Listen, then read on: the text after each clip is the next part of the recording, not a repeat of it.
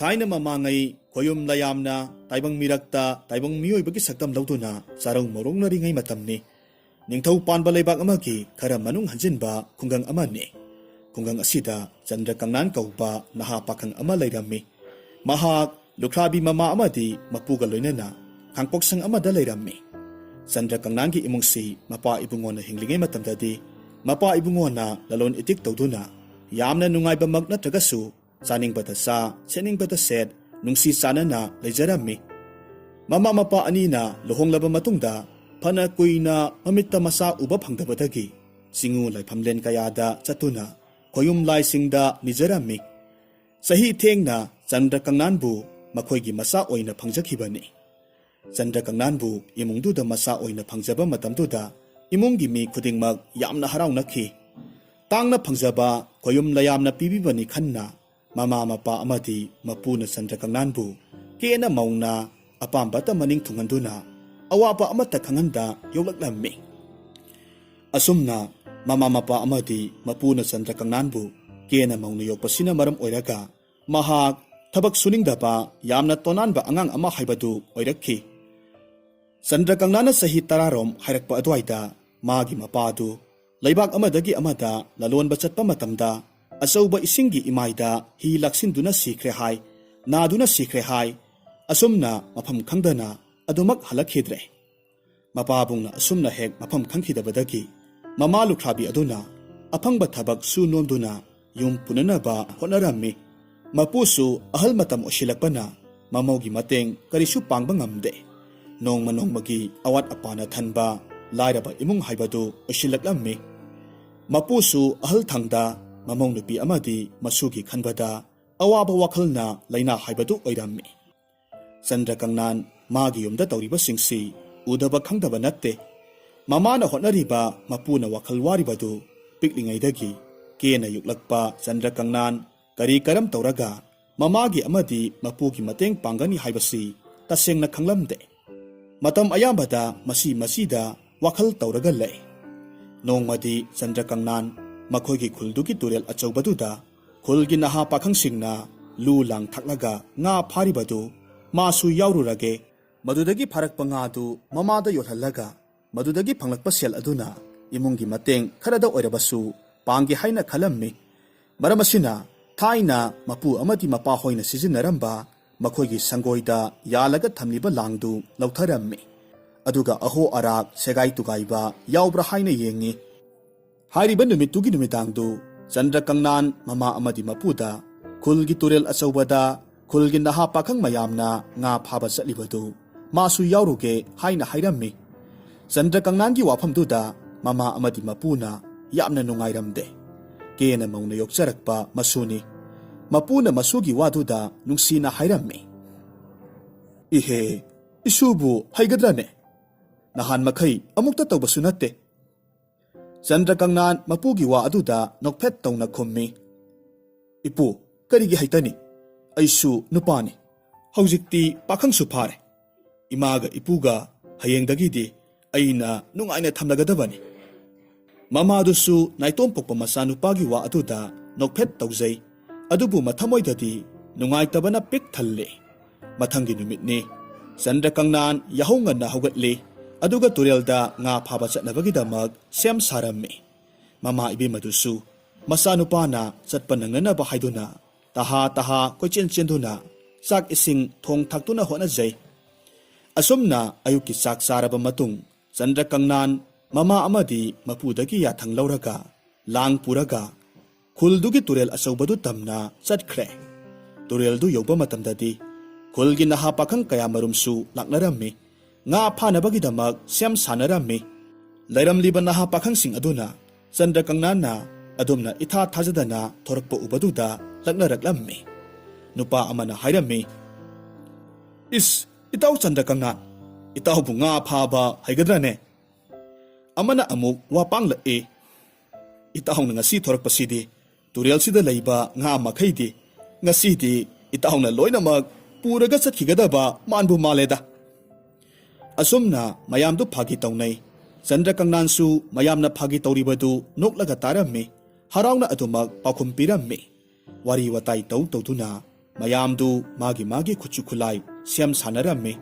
ꯇꯨꯔꯦꯜꯗ ꯉꯥ ꯐꯥꯕ ꯍꯧꯅꯔꯛꯂꯝꯃꯤ꯫ ꯃꯌꯥꯝ ꯑꯗꯨꯗꯤ ꯉꯥ ꯐꯥꯕ ꯍꯧꯅꯈ꯭ꯔꯦ꯫ ꯑꯗꯨꯕꯨ ꯆꯟꯗ꯭ꯔꯀꯪꯅꯥꯟꯗꯤ ꯅꯍꯥꯟ ꯃꯈꯩ ꯑꯃꯨꯛꯇ ꯇꯧꯕꯁꯨ ꯅꯠꯇꯕꯅꯤꯅ ꯐꯅ ꯀꯨꯏꯔꯕ ꯐꯥꯎꯕ ꯉꯥ ꯑꯃꯠꯇ ꯐꯥꯎꯕ ꯐꯥꯕ ꯉꯝꯗ꯭ꯔꯦ꯫ ꯑꯁꯨꯝ ꯊꯦꯡꯖꯤꯜꯂꯛꯄꯅ ꯌꯥꯆꯪꯕ ꯃꯇꯝ ꯑꯣꯏꯁꯤꯜꯂꯛꯂꯝꯃꯤ꯫ ꯈꯨꯜꯗꯨꯒꯤ ꯅꯍꯥ ꯄꯥꯈꯪꯁꯤꯡꯗꯤ ꯃꯌꯨꯝꯗ ꯍꯟꯅꯕꯒꯤꯗꯃꯛ ꯁꯦꯝ ꯁꯥꯟꯅꯔꯛꯂꯝꯃꯤ꯫ ꯆꯟꯗ꯭ꯔꯀꯪꯅꯥꯟꯗꯤ ꯍꯧꯖꯤꯛ ꯐꯥꯎꯕ ꯉꯥ ꯑꯃꯠꯇ ꯐꯥꯕ ꯉꯝꯗꯅ ꯃꯥꯏꯊꯣꯡ ꯃꯛꯁꯤꯟꯅ ꯌꯥꯝꯅ ꯅꯨꯡꯉꯥꯏꯇꯅ ꯂꯩꯔꯝꯃꯤ꯫ ꯃꯍꯥꯛꯇꯤ ꯃꯥꯒꯤ ꯂꯥꯡꯁꯤꯡꯗꯨ ꯂꯣꯏꯁꯤꯜꯂꯒ ꯍꯜꯂꯒꯦ ꯍꯥꯏꯕꯁꯨ ꯈꯟꯗꯅ ꯃꯪꯂꯒ ꯂꯩꯔꯝꯃꯤ꯫ ꯃꯥꯒꯤ ꯃꯇꯧꯗꯨꯗ ꯅꯍꯥ ꯄꯥꯈꯪ ꯑꯃꯅ ꯍꯥꯏꯔꯝꯃꯤ, "ꯑꯦ ꯏꯇꯥꯎ, ꯃꯇꯝꯁꯤꯁꯨ ꯊꯦꯡꯖꯤꯜꯂꯛꯂꯦ, ꯌꯨꯝꯗ ꯍꯟꯅꯕ ꯇꯧꯔꯁꯤ."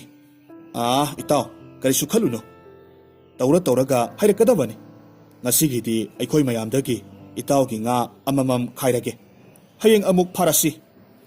ꯅꯍꯥ ꯄꯥꯈꯪꯗꯨꯒꯤ ꯋꯥꯗꯨ ꯃꯌꯥꯝꯅꯁꯨ ꯍꯔꯥꯎ ꯍꯔꯥꯎ ꯌꯥꯅꯔꯝꯃꯤ꯫ ꯆꯟꯗ꯭ꯔꯀꯪꯅꯥꯟꯕꯨ ꯌꯨꯝꯗ ꯍꯜꯂꯁꯤ ꯍꯥꯏꯅ ꯍꯥꯏꯔꯝꯃꯤ꯫ ꯑꯗꯨꯕꯨ ꯆꯟꯗ꯭ꯔꯀꯪꯅꯥꯟꯗꯤ ꯋꯥꯐꯝꯗꯨꯗ ꯌꯥꯕ ꯀꯧꯕ ꯂꯩꯇ꯭ꯔꯦ꯫ ꯆꯟꯗ꯭ꯔꯀꯪꯅꯥꯟꯅ ꯈꯨꯝꯃꯤ, "ꯏꯇꯥꯎ ꯃꯌꯥꯝ ꯍꯟꯕꯤꯔꯝꯃꯣ, ꯑꯩ ꯉꯥꯏꯍꯥꯛꯇ ꯂꯩꯍꯧꯈꯤꯒꯦ."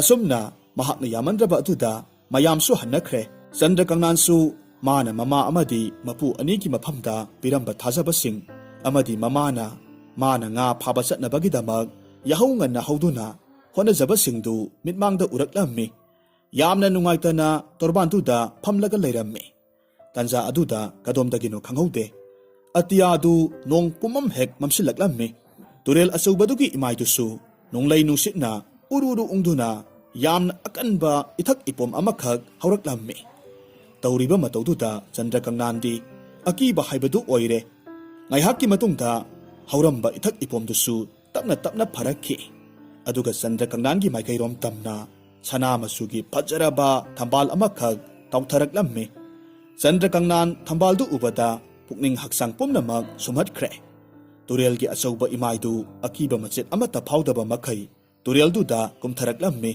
ꯑꯗꯨꯒ ꯊꯝꯕꯥꯜꯗꯨ ꯈꯨꯟꯅꯅꯕ ꯍꯣꯠꯅꯔꯝꯃꯤ꯫ ꯊꯝꯕꯥꯜꯗꯨ ꯐꯪꯂꯕꯗ ꯆꯟꯗ꯭ꯔꯀꯪꯅꯥꯟ ꯍꯔꯥꯎꯅ ꯃꯥꯒꯤ ꯊꯥꯔꯤꯕ ꯂꯥꯡꯗꯨ ꯍꯥꯏꯒꯠꯂꯒ ꯃꯌꯨꯝ ꯇꯝꯅ ꯌꯥꯡꯅ ꯍꯜꯂꯛꯂꯝꯃꯤ꯫ ꯃꯌꯨꯝ ꯍꯦꯛ ꯌꯧꯕꯒꯗꯤ ꯃꯃꯥ ꯑꯃꯗꯤ ꯃꯄꯨꯒꯤ ꯃꯐꯝꯗ ꯃꯥꯅ ꯈꯨꯜꯂꯛꯂꯤꯕ ꯁꯅꯥ ꯃꯆꯨꯒꯤ ꯐꯖꯔꯕ ꯊꯝꯕꯥꯜꯗꯨ ꯌꯦꯡꯍꯜꯂꯝꯃꯤ꯫ ꯊꯝꯕꯥꯜꯗꯨ ꯎꯕꯗ ꯃꯄꯨꯅ ꯍꯥꯏꯔꯝꯃꯤ, "ꯏꯁ, ꯃꯁꯤꯗꯤ ꯑꯆꯝꯕ ꯊꯝꯕꯥꯜ ꯅꯠꯇꯦꯅ, ꯁꯅꯥꯒꯤ ꯊꯝꯕꯥꯜꯅꯤ꯫ ꯑꯁꯨꯛ ꯃꯃꯜ ꯂꯩꯕ ꯄꯣꯠꯁꯛꯁꯤ ꯑꯩꯈꯣꯏꯒꯤ ꯅꯥꯛꯇ ꯊꯝꯕ ꯍꯥꯏꯕꯁꯦ ꯀꯥꯟꯅꯐꯝ ꯈꯪꯂꯣꯏ꯫ ꯍꯌꯦꯡꯃꯛ ꯁꯅꯥ ꯀꯣꯅꯨꯡꯗ ꯀꯥꯔꯒ ꯏꯅꯤꯡꯊꯧꯒꯤ ꯃꯐꯝꯗ ꯀꯠꯂꯨꯔꯁꯤ꯫ ꯁꯨꯃꯥꯏ ꯇꯧꯔꯒꯗꯤ ꯑꯩꯈꯣꯏꯒꯤ ꯑꯋꯥꯕꯁꯦ ꯈꯔꯇ ꯑꯣꯏꯔꯕꯁꯨ ꯎꯕꯤꯔꯛꯄ ꯌꯥꯏ."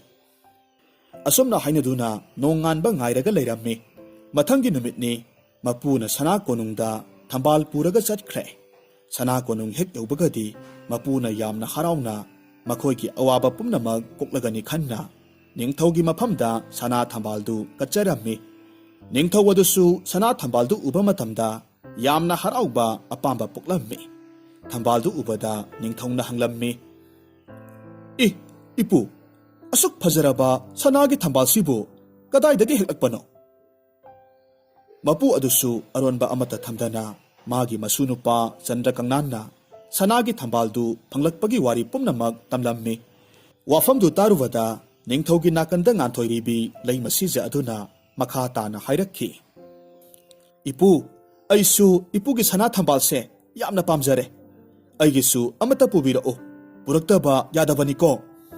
ꯂꯩꯃꯁꯤꯖꯒꯤ ꯋꯥꯐꯝꯗꯨꯗ ꯃꯄꯨꯗꯨ ꯃꯥꯏꯊꯣꯡ ꯃꯛꯁꯤꯜꯂꯝꯃꯤ꯫ ꯑꯁꯨꯝꯅ ꯄꯥꯎꯈꯨꯝ ꯄꯤꯔꯝꯃꯤ, "ꯁꯅꯥ ꯏꯕꯦꯝꯃ, ꯁꯅꯥꯒꯤ ꯊꯝꯕꯥꯜ ꯑꯁꯤꯗꯤ ꯄꯥꯂꯝꯕꯗꯒꯤ ꯍꯦꯛꯂꯛꯄ ꯅꯠꯇꯦ, ꯏꯊꯛ ꯏꯄꯣꯝ ꯃꯔꯛꯇ ꯇꯨꯔꯦꯜꯗ ꯇꯥꯎꯊꯔꯛꯄꯅꯤ꯫ ꯅꯅꯥꯏ ꯅꯄꯨꯅ ꯃꯇꯤꯛ ꯃꯌꯥꯏ ꯂꯩꯔꯕ ꯁꯅꯥꯒꯤ ꯊꯝꯕꯥꯜꯁꯦ ꯀꯗꯥꯏꯗꯒꯤ ꯊꯤꯔꯨꯒꯗꯧꯔꯤꯕꯅꯣ?" ꯂꯩꯃꯁꯤꯖꯒꯤ ꯁꯅꯥꯒꯤ ꯊꯝꯕꯥꯜꯗ ꯈꯣꯏꯗꯥꯖꯕ ꯃꯇꯧꯗꯨꯗ ꯅꯤꯡꯊꯧ ꯑꯗꯨꯅꯁꯨ ꯑꯀꯟꯕ ꯌꯥꯊꯪ ꯇꯧꯔꯛꯂꯝꯃꯤ꯫ "ꯏꯄꯨ, ꯅꯨꯃꯤꯠ ꯅꯤꯅꯤꯒꯤ ꯃꯅꯨꯡꯗ ꯑꯩꯒꯤ ꯇꯥꯂꯣꯏ ꯂꯩꯃꯁꯤꯖꯅ ꯄꯥꯝꯖꯔꯤꯕ ꯁꯅꯥꯒꯤ ꯊꯝꯕꯥꯜꯁꯦ ꯄꯨꯕꯤꯔꯛꯀꯗꯕꯅꯤ꯫ ꯀꯔꯤꯒꯨꯝꯕ ꯄꯨꯔꯛꯇꯕ ꯇꯥꯔꯕꯗꯤ ꯑꯉꯥꯡ ꯑꯣꯟꯕꯒꯤ ꯆꯩꯔꯥꯛ ꯄꯤꯒꯅꯤꯀꯣ." ꯑꯋꯥꯕ ꯈꯔ ꯀꯣꯛꯀꯗ꯭ꯔꯥ, ꯅꯤꯡꯊꯧꯅ ꯁꯅꯥꯒꯤ ꯊꯝꯕꯥꯜꯗꯨ ꯎꯕꯗ ꯃꯈꯣꯏꯕꯨ ꯆꯥꯟꯕꯤꯒꯗ꯭ꯔꯥ ꯈꯟꯗꯨꯅ ꯅꯨꯡꯉꯥꯏꯕ ꯑꯁꯥ ꯑꯃꯒ ꯂꯣꯏꯅꯅ ꯀꯣꯅꯨꯡ ꯀꯥꯔꯛꯈꯤꯕ ꯆꯟꯗ꯭ꯔꯀꯪꯅꯥꯟꯒꯤ ꯃꯄꯨꯗꯨ ꯑꯋꯥꯕ ꯄꯣꯠꯂꯨꯝ ꯑꯃꯒ ꯂꯣꯏꯅꯅ ꯃꯥꯏꯊꯣꯡ ꯃꯛꯁꯤꯟꯅ ꯃꯌꯨꯝ ꯇꯝꯅ ꯍꯜꯂꯛꯂꯝꯃꯤ꯫ Mapugi maksinba awabagi maithongdu urubada masu nupa Chandra Kangnan amadi mamong nupidu kari tauba yaurabagi haina hangjarammi. Baji, kari tauba yaurabagi? Haraungna sanang konung kakhraga maithong maksinna hangbiraklavadi ining thongna kari hairakpage? Ipu, kari tauba yaurabagi? Nasu aingonda mayak singna haibiyu. Masu mamaw anina asumna hangbasida mahak yamna nungaitaba saktamda matha saba khonphamda hairakhi. Yengoi, khara phagadra khanduna ining thongna penbiduna aikhoigi awaba kharatasu kokadra khanduna chatlubani. Awabada awaba hena piba haibado takre. Aikhoigi laibaksibu karino? Taibang semba mapuna aikhoigi punsisibu karamna tambiribano? Asumna ningthongna hairakpa wafam khudingmak amata sithadana masunupa amadi mamong nupida tamlammi. Wafamdu tarubada mama masa anidusu makokta makhut hapa haibadu oirammi. Masigi matung ngaihak wakhal khanba yaba khalaba matungda Chandra Kangnan sanagi thambaldu thiba chatlage haina mapukningda chap yungna khankhre. Mahakna khaliba wafamdu mama amadi mapudasu khanghalammi. Pambai leitraba ahal anidusu wafamduda yaba tarammi. Maramaduna mamana masanupagi khongchat adugidamak sakyom ama sembirammi. Masidagidi Chandra Kangnan sanagi thambal thibagi khongchattu lakpa haurammi. Sanagi thambal tautharakliba turelgi isel hangatna asum leppa leitana laklammi. Panasangna asum lakpa matamda tharo thambalna ningthina leisa tamba pukri masa amada lairimbigum ningthijarabi nupi ahumkhak iroiraga sanaraga leiba thengnarammi. Pukridugi fazavada lairimbigum ningthirabi nupi ahumdugi fazavana hena masek mangal hapagum yengbada mitpham hongningdaba haibadu oirammi.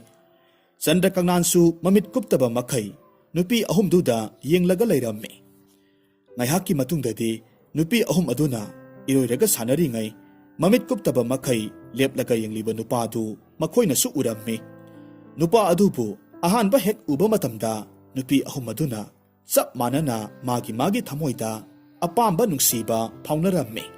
Nupi ahumdu magi thamoida phauriba ithildu Chandra Kangnanbu yengduna makhoi masel lona paudamnarammi. Ahanbadadi makhoi ahumdu aigi oini haiduna marai yetnarammi. Adubu wafamdu yanaraktabada makhoi ahummak nupa asida leirasi haiduna yanarammi. Asumna nupi ahumdu yanaraba matung makhoida leptuna yengliba Chandra Kangnanda onsilaga nupi amana hairammi.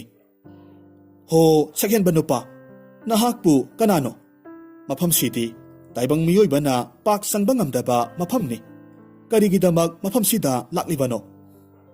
Nupidugi waduda mahak kanano amadi mahakna karigidamak mafamsida lakhibano haibagi waridu tamlammi. Chandra Kangnangi wafamduda nupi amana amuk makha taraklammi. O nangi awabado aikhoi kokhallage adubune nang aikhoina haiba amadi yaba tabani.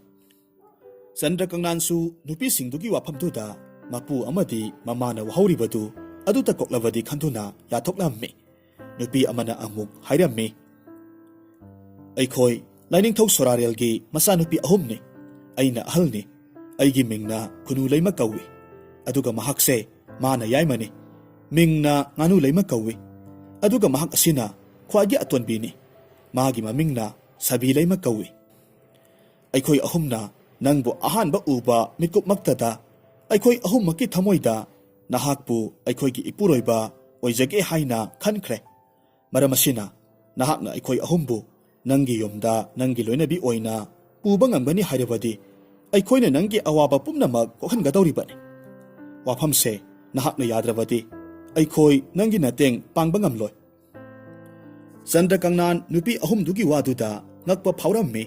Masak masasu khangde sorarelgi masa nupi nisu hairi aduga amatana sunatana makhoi ahumakpu magi taloi oige haibaduda ngaksana na nupi ahumduda yenglaga lei. Ngaihak tuminna wakhal khalaba matungda mama amadi mapuna thawai waza haubaduda mahak nupi singduna hairibadu yarammi. Masidagi sorarelgi masa nupi ahum aduna mapa ibungo sorarelda haijaduna sanagi thambal ama nijarammi. Sanagi thambaldu panglabadadi Chandra Kangnana sorarelgi masa nupi ahumdu mayum tamna puraklammi. Mayum yorokpa matamdadi sanagi thambal tiruni chatkiba Chandrakangnan na masak matau phajarabi nupi ahum puraga halakpaduda mama amadi mahaki mapududi ngakpana kham thenglammi. Makhoigi angakpa mataududa Chandrakangnan mana thengnarakhiba thawdok pumnamak tamlammi. Aduga mana pairiba sanagi thambal adusu mapuda sinarammi. Mathangi numitni mapudu ayuk yanda anganbada sana konung kanabagidamak sem sarammi. Mapudu sana konung yaukhre aduga ningthaugi mafamda sanagi thambaldu katlammi. Asuk magul laikhraba asuk mamal laikhraba taibang panda phangdaba sanagi thambal asibu ahal sina hanjin karisu nasungba leitana nongma nini sigi manungda irai laina purakpasida ningthau sigi wakhalda ahal sigi masu Chandrakangnan haribasi karamba matik mayai sianba mino asumna ningthaugi pukningda lumna khalammi. Ningthaudu khangningbana henmankhibadagi Chandrakangnan bu taibang miyoiba kanana sungamloidaba sangyang kaya tauraki haina wakhalda khalammi. Ningthongna makha tana hairakhi. Ipu yamna nungaire. Ipuna aigi taloigi apambasu thunghanbire. Adubu ai wa amatadi haijagedo. Iningthau haibiyu. Ipu asuk phajaraba asuk magun laikhraba sanagi thambal sibu purakliba ipugi isunupado aiga amuktadi unahanbiyu. Hayengdi mabu konungsida amukta pubirao. Ahaldusu harau ningthaugi wafamduda soidana pujaraki haina thajaba piramlaba matung mayomda hankre. Mayom hek yobagadi ningthongna magi masunupabu unage hairakpu wafamdu tamlammi. Chandrakangnan harau chasi hairammi. Mathangi ayukni Sorarelgi masanupi ahum haibadi Chandrakangnan taloi ahumdu ayuk ngana haugatlammi. Mapu amadi mapuroiba anina konung kanabagidamak sangan thongduna honajarammi. Sak ising tuklaba matungda Chandrakangnan amadi mapudu sana konung pangkre. Konung yorabada Chandrakangnan amadi ningthaudu sakhang maikhang narammi. Masigi matungda ningthongna hairammi. Phare Chandrakangnan adudi ai nangonda thodang ama sinage. Karigumba nang ngamba taragadi sana lupa kaya marum pigadoribani. Aduga karigumba ngamdaba thoklabadi nang angang ongani ko. Iningthau takpiyu kari karamba thodangno. Sumdawani aigi handak khoiba loiraba lopham aduda ngasi numidangsi thoiding bora ama haidokani. Madu hayeng nong nganba phawbagi manungda nang nathantana thoiding maru singdo ama phawba manghandana khungadabani. Karigumba ngamdaba thoklabadi nang soidana angang ulangani ko. Masu mapudu ningthaugi waduda koksaubi karammi. Upai leite Chandrakangnan hayeng soidanamak ningthaugi yathangna maram oiraga angang olani khanduna masu mapudu mathwai wana mayumda halaklammi.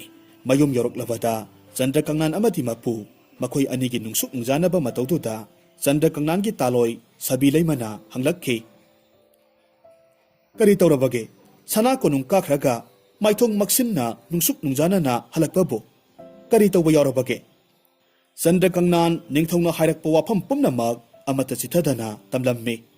Warisingdo taraba matungda nupi ahal khunu leimana nokphet tawna khummi. Ihe adugi wa oire adugibu karigi kok sabiribano ai pumnamak phanaba sinjage. Ipuna khoini konung karubagi waramlani podom pothabiro karisu khanbirugano. Asumna khunu leimana makhoi anibu themjinbirammi. Numidangdu Chandrakangnan gi imungdu sak ising ningthina thong thak tawduna mayamdu chamin thakmin narammi. Numidangi thabak inkhang pumnamak loiraba matungda mayam tumna himnakhraba matamda khunu leimadu mapanda thoraklammi. Mapa ibungo Lainingthau Sorarelbu kauraga haijarammi. Ha ipa ibungo Sorarel namom oibi aigi iteng pangnanaba aigi ita khunu singdu mitkup asimaktada aigi nakta amukta thabirao. Lainingthau Sorareldu masanupi ahal khunu leimagi waduda tabiraduna mitkup adumaktada khunu mayam amakhak khunu leimagi manak tamna tharaklammi. Asumna khunu leimana magi khunu singdu ningthaugi lawfamduda saikhairaga thamliba thoiding singdu amata chithaba tawdana khunanaba hairammi. Khunu sing adusu khunu leimagi thaudadu mitkup amata panthaba tawdana mayam sangduna lauphamdudagi thoidingsindu khulamme aduga bora khaw amada hapsilamme mathanggi ayukni ningthaudu ngarang mana Chandra Kangnanda sinakhiba thaudangdu thabak oina pangthokle tabada ngakpana kham thenglamme mathang kari karamba thaudang amuk pisige haina wakhal khalamme Chandra Kangnandi harauna nungaiba paudu puduna konungda amuk laklamme haina khibagi matung inna ningthauna Chandra Kangnangi maphamda yamlaba sanalupa kayamarum mana oina piramme masigi matungda ningthauna amuk hairamme phare phare ngasidi ngarangi lofam adumaktada phau bora ama haidokani ngarangumna ngasisu hayeng nong ngandringai kanagi sumateng yaudana nathantana khungedabani karigumba ngamlabadi ngasigi matawgum sanalupa kayamarum pigani aduga ngamdaba thoklabadi angang orangani ko hanjin hanjin Chandra Kangnan phagadra khalaga hena awabagi komda langthabagum thoklare ngasisu Chandra Kangnan maithong maksinna yamna nungaitana mayumda halaklammi aduga ningthaugi wafamsingdu imung manunggi miyoisingda tamlammi wafamdu tarubada magi nupi yaima nganu leimana hairammi madudi aigi ithaudang oijarage aina phananaba sinjarage asumna nganu leimasu ngarang mase khunu leimagi matawgum mayam tumna himnakhraba matamda mapan thoraktuna mapa ibungo Lainingthau Sorarelgi maphamda haijarammi ha ipa Sorarel namom oibi aigi iteng pangnanaba aigi itanganu singdo taibang malemda amukta thabirao Lainingthau Sorareldu masanupi yaimagi wafamdu tabirammi mikup adumaktada nongdol atiyadagi yamlaba nganu mayam amakhak paitharaklammi nganu singdu laklabada nganu leima pangthokadawriba thaudang pumnamak magi mata nganu singduda thaudarammi aduga thabak pumnamak mitna kupa matamda loisillammi asumna ngasisu leibak ningthaugi thaudangdu pangthokkhre mathanggi ayuktasu ningthaudu wafam pumnamak tarabada mathang amuk kari toksige haina khalammi ngarangi matawgum ngasisu ningthauna Chandra Kangnangi maphamda yamlaba sanalupa kayamarum mana oina pirammi masigi makha tarakpada ningthauna hairammi Chandra Kangnan aroibo oina ai nangonda changeng amaga tawge masina nangi aroiba changengni masida nangna hinghorabadi nangonda changeng amuk hanna tawraroi asumna haiduna ningthauna makha taraklammi hayengse leibaksigi miyam punpham lampak aduda mi ama sangba sangataba sangda kom ama tawgadabani komdugi manungda nang leiraga komdugi mathakta sing khanduna mai thagadabani leibak miyam senba thungna paujilduna yengadawribani masida nangna hingba taragadi nangonda ai amuk hanna changyeng tawraroi ko ningthaugi wafamduda handakti Chandra Kangnan nanthokpam leitre soidana mag angang olagani khanduna thawai yamna wana mayumda halaklammi mayum hek yobagadi wafam pumnamak imungi miyoisingda tammi handak mukti nupi atonbi sabi leimana hairammi handaki asina aigi ithau oijarage karisu thawai wabigano numidangi matamni sabi leima misik miraukol tadraba matamduda mapanda thoraklammi mapabung Sorarelgi maphamda haijarammi ha ipa ibungo Sorarel namom oibi aigi iteng pangbinanaba aigi ita sabisingdo aigi inakta amukta thabirao Lainingthau Sorareldu masanupi atonbiki wafamdu tabireduna sabi mayam ama sabi leimagi manakta tharaklammi sabi leima magi mata sabising aduda haiduna leibak adugi mi tinpham lampak aduda kom ama tawhalammi hariba komdu kharaluna tawraga mafamdudagi makhoigi mayum tamna lakpa yaba lambi oina lainungdu hutuna semhallammi thabak pumnamak loirabada sabi mayamdusu Lainingthau Sorarelgi manakta amuk hankhre mathanggi ayuktu leibaktugi mi tinpham lampak adu angakpa thodok adu yengnabagidamak kumhai phiyong pangthokpagumna mina sikna saina ngamdana tilammi mipum khudingmak surabada ningthausu lengsilabada Chandra Kangnan komduda kumthakhre Chandra Kangnana komduda hek kumthakhibagadi ningthau manai kharana komdugi mathakta sing paikhatlammi mi poloibagumna maijau tharammi sing aduna hek kupsin khibagadi magi nupi atonbi sabi leimana taklakpa lambi aduda mayum tamna adumak halaklammi ꯁꯣꯝꯗꯅ ꯃꯌꯥꯝꯗꯨ ꯃꯩꯖꯥꯎ ꯊꯥꯔꯗꯨꯅ ꯆꯟꯗ꯭ꯔ ꯀꯪꯅꯥꯟ ꯁꯤꯈ꯭ꯔꯦ ꯍꯥꯏꯗꯨꯅ ꯋꯥ ꯋꯥ ꯂꯥꯎꯅꯔꯝꯃꯤ꯫ ꯃꯩꯗꯨ ꯇꯨꯝꯅ ꯆꯥꯛꯄ ꯂꯣꯏꯈ꯭ꯔꯕ ꯃꯇꯨꯡ ꯅꯤꯡꯊꯧꯅ ꯃꯥꯒꯤ ꯃꯅꯥꯏ ꯈꯔ ꯆꯟꯗ꯭ꯔ ꯀꯪꯅꯥꯟꯒꯤ ꯃꯌꯨꯝꯗ ꯊꯥꯔꯛꯂꯝꯃꯤ꯫ ꯀꯔꯤ ꯄꯥꯎ ꯂꯩꯔꯤꯕꯒꯦ ꯍꯥꯏꯕꯗꯨ ꯈꯪꯅꯕꯒꯤꯗꯃꯛ ꯌꯦꯡꯕ ꯊꯥꯔꯛꯂꯝꯃꯤ꯫ ꯆꯟꯗ꯭ꯔ ꯀꯪꯅꯥꯟꯒꯤ ꯃꯌꯨꯝ ꯌꯧꯔꯛꯄ ꯀꯥꯟꯗꯗꯤ ꯆꯟꯗ꯭ꯔ ꯀꯪꯅꯥꯟꯗꯨ ꯌꯨꯝꯒꯤ ꯃꯥꯡꯒꯣꯜꯗ ꯐꯛ ꯑꯃꯗ ꯅꯨꯡꯉꯥꯏꯅ ꯍꯤꯞꯇꯨꯅ ꯃꯥꯒꯤ ꯇꯥꯂꯣꯏ ꯑꯍꯨꯝꯅ ꯁꯦꯕꯥ ꯇꯧꯔꯒ ꯅꯨꯡꯉꯥꯏꯅ ꯄꯣꯊꯥꯔꯒ ꯂꯩꯕꯗꯨ ꯎꯔꯝꯃꯤ꯫ ꯇꯧꯔꯤꯕ ꯃꯇꯧꯗꯨꯗ ꯅꯤꯡꯊꯧ ꯃꯅꯥꯏꯁꯤꯡꯗꯨ ꯃꯤꯠꯀꯨꯞ ꯑꯃꯠꯇ ꯄꯟꯊꯕ ꯇꯧꯗꯅ ꯅꯤꯡꯊꯧꯒꯤ ꯃꯅꯥꯛꯇ ꯂꯥꯛꯂꯝꯃꯤ꯫ ꯑꯗꯨꯒ ꯄꯥꯎ ꯇꯝꯂꯝꯃꯤ꯫ ꯋꯥꯐꯝꯗꯨꯗ ꯅꯤꯡꯊꯧꯗꯨ ꯊꯥꯖꯗꯕꯗꯒꯤ ꯃꯁꯥꯃꯛ ꯆꯟꯗ꯭ꯔ ꯀꯪꯅꯥꯟꯒꯤ ꯃꯌꯨꯝꯗ ꯂꯥꯛꯂꯝꯃꯤ꯫ ꯆꯟꯗ꯭ꯔ ꯀꯪꯅꯥꯟꯒꯤ ꯃꯌꯨꯝ ꯌꯧꯔꯛꯄ ꯀꯥꯟꯗꯗꯤ ꯅꯤꯡꯊꯧꯅꯁꯨ ꯎꯔꯦ ꯆꯟꯗ꯭ꯔ ꯀꯪꯅꯥꯟꯗꯨ ꯃꯈꯣꯏꯒꯤ ꯌꯨꯝꯒꯤ ꯃꯥꯡꯒꯣꯜꯗ ꯍꯤꯞꯂꯒ ꯂꯩꯔꯝꯃꯤ꯫ ꯃꯗꯨ ꯎꯕꯗ ꯅꯤꯡꯊꯧꯅ ꯍꯥꯏꯔꯝꯃꯤ, "ꯏ ꯆꯟꯗ꯭ꯔ ꯀꯪꯅꯥꯟ, ꯅꯪꯗꯤ ꯃꯇꯧ ꯀꯔꯝꯅ ꯃꯐꯝꯁꯤꯗ?" ꯆꯟꯗ꯭ꯔ ꯀꯪꯅꯥꯟ ꯅꯣꯛꯐꯦꯠ ꯇꯧꯅ ꯈꯨꯝꯃꯤ, "ꯏꯅꯤꯡꯊꯧ, ꯅꯅꯥꯏ ꯑꯩꯗꯤ ꯂꯥꯏꯔꯝꯂꯦꯟ ꯌꯧꯔꯨꯔꯦ꯫ ꯑꯣꯟꯊꯣꯛꯅ ꯐꯖꯈ꯭ꯔꯦ꯫ ꯃꯐꯝꯗꯨ ꯑꯩꯈꯣꯏꯒꯤ ꯏꯄꯥ ꯏꯄꯨꯁꯤꯡꯗꯨꯅ ꯑꯃꯨꯛ ꯇꯣꯏꯕ ꯑꯩꯕꯨ ꯂꯥꯏꯔꯝꯂꯦꯟꯗ ꯇꯥꯏꯕꯪ ꯃꯤꯑꯣꯏꯕ ꯂꯥꯛꯄ ꯌꯥꯔꯕꯗꯤ ꯂꯥꯛꯈꯣ ꯍꯥꯏꯍꯧꯔꯤꯕꯅꯤ꯫ ꯃꯕꯨꯛ ꯐꯠꯇ꯭ꯔꯕ ꯅꯨꯡꯉꯥꯏꯕ ꯑꯐꯕꯈꯛ ꯃꯥꯒꯤ ꯑꯣꯏꯅꯤꯡꯕ, ꯃꯤꯅ ꯍꯦꯟꯈꯤꯕꯗ ꯃꯥꯡꯍꯟꯅꯕ ꯍꯣꯠꯅꯕ ꯅꯤꯡꯊꯧꯗꯨ ꯆꯟꯗ꯭ꯔ ꯀꯪꯅꯥꯟꯒꯤ ꯋꯥꯐꯝꯗꯨꯗ ꯊꯥꯖꯔꯝꯃꯤ꯫ ꯃꯥꯁꯨ ꯂꯥꯏꯔꯝꯂꯦꯟꯗ ꯆꯠꯅꯤꯡꯉꯤ, ꯃꯇꯧ ꯀꯔꯝꯅ ꯆꯠꯀꯅꯤ ꯍꯪꯂꯝꯃꯤ꯫ ꯆꯟꯗ꯭ꯔ ꯀꯪꯅꯥꯟ ꯀꯔꯤꯁꯨ ꯊꯋꯥ ꯁꯥꯗꯅ ꯈꯨꯝꯂꯝꯃꯤ, "ꯏ ꯀꯔꯤꯅꯣꯅꯦ ꯏꯅꯤꯡꯊꯧ, ꯂꯝꯕꯤꯗꯤ ꯏꯅꯤꯡꯊꯧꯅ ꯑꯩꯉꯣꯟꯗ ꯇꯥꯛꯄꯤꯔꯒ ꯑꯩꯅ ꯉꯁꯤ ꯇꯧꯈ꯭ꯔꯤꯕ ꯑꯗꯨꯝꯅ ꯑꯗꯨꯃꯛ ꯇꯧꯕꯤꯌꯨ꯫ ꯏꯅꯤꯡꯊꯧꯁꯨ ꯁꯣꯏꯗꯅ ꯂꯥꯏꯔꯝꯂꯦꯟ ꯌꯧꯔꯒ ꯂꯥꯏꯑꯣꯏꯈ꯭ꯔꯕ ꯑꯍꯜ ꯂꯃꯟ ꯏꯄꯥ ꯏꯄꯨ ꯃꯌꯥꯝꯗꯣ ꯎꯅꯕ ꯐꯪꯗꯧꯔꯤꯕꯅꯤ."